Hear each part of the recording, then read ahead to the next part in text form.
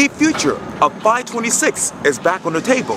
In this special edition of Quintin's Post-Ups, I speak exclusively with Dana Beach of the Coastal Conservation League. Dana, it's so good to see you again. Well, thank you for coming, as always. I appreciate this. Yeah. Well, we have a lot to talk about. Let me talk to you about the obvious.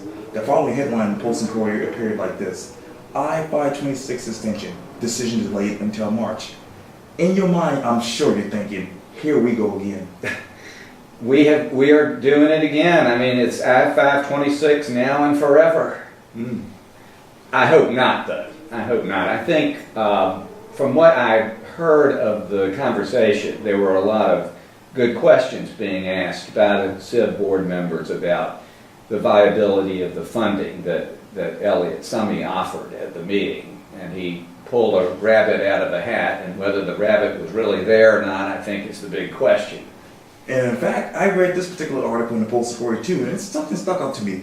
It says this: while Charleston County comes up with more specifics to back up a promise to cover $150 million of the project's $300 million shortfall, and fully explain the plan to cover the rest with the federal guide shares fund. Two things stuck out to me. First, what are the specifics? And what's your definition of guide shares? Well, guide shares is a category of federal funding that comes through the states. And as the article explained, we've typically in the region gotten around $12, $15, $19 million a year in guide shares funding. So it's not a very big source of funding, but from what I understand, just reading the article and what I gathered, they plan to bond that, and that would mean that they would commit that money to this project over the next 25 years. Now, that's a problem, because if that's all the federal guide share funding we get for the region a year, for 25 years, to commit all of that stream of income, which actually isn't guaranteed anyway.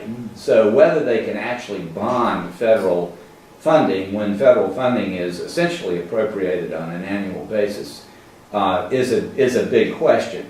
But even if they could, do we want to commit the stream of income that would be available to our children to do the things that they find they need to do in this region to this one project?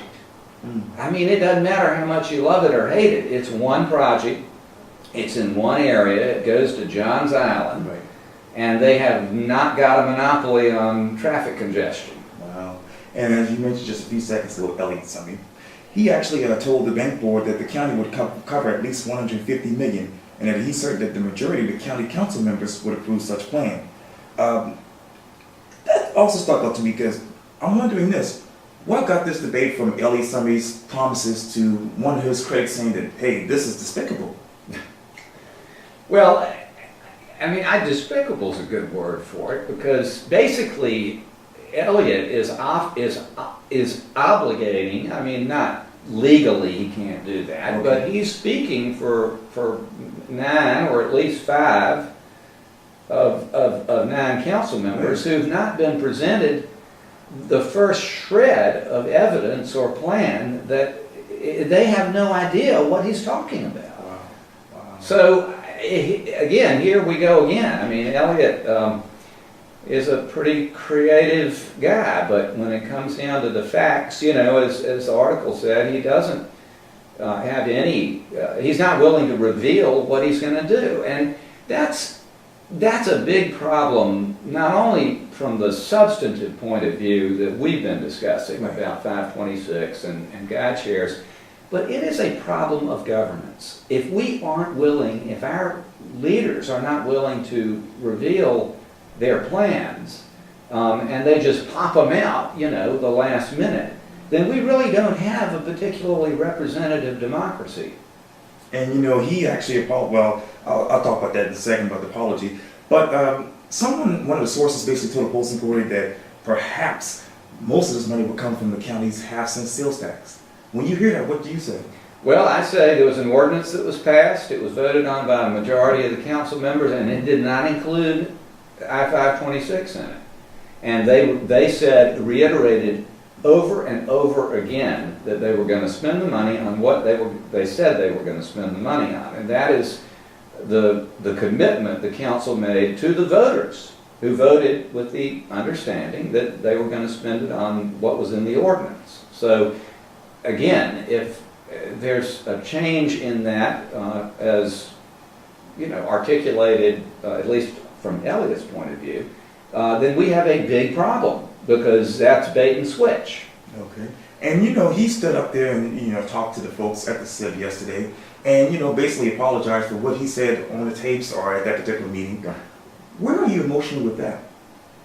Well, I think that was about all he could do. You know, I mean, he made some comments that were unfortunate and ones that were insulting to some of the CIB members. So I think he was trying to kind of dig himself out of a hole there. I would have, if I'd said that, which I wouldn't have said it anyway, but I would have done the same thing if I had said that. John Teckenberg, the mayor basically told the Post and Courier that we've got the money and we've got a plan. Where is this money coming from again, and what's included in his particular plan in your mind? Well, his plan, as far as I can tell, is just to build one part or all or some piece of I-526. I don't call that a plan. Okay. And I certainly don't call it a plan if you don't reveal where the money's coming from. I mean, we all have aspirations, but we don't have. But that doesn't amount to a plan unless you have a way to implement it. Dana Beach, thank you so much. This was very quick. Well, we could go on. Yes, Thank I know. you. Anytime, man. Thank you. I appreciate this. Yeah. Thank you.